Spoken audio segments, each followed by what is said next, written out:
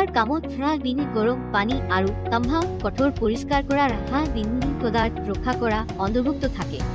হাতমোজাই তাপ আৰু ৰাখা বিনি পদাৰ্থৰ বিৰুদ্ধে সুৰক্ষামূলক প্ৰতিবন্ধক হিচাপে কাম কৰে, ধোৱা হাতৰ সুৰক্ষা নিশ্চিত কৰে।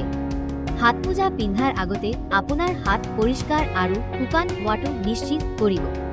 আৰামেৰে খাপ খোৱা আৰু টান বা ঢিলা নোহোৱা হাতমোজা বাছনি কৰক।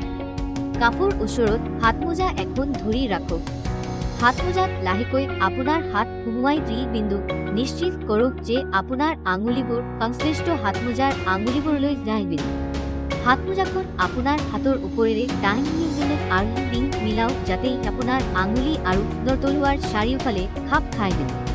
হাতমোজা পিন্ধাৰ পিছতো হাতমোজাবোৰ সঠিকভাৱে খাপ খোৱাবলৈ সকলো কোচ আৰু ভাঁজ ঠিক কৰক।